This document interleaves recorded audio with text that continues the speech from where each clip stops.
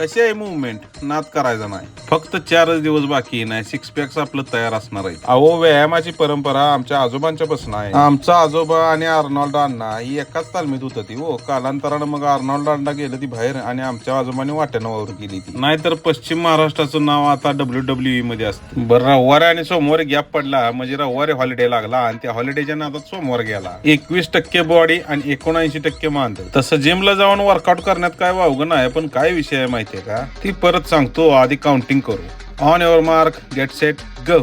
1, 2, 3, 4, 6, 7, 9, 10, 11, 13.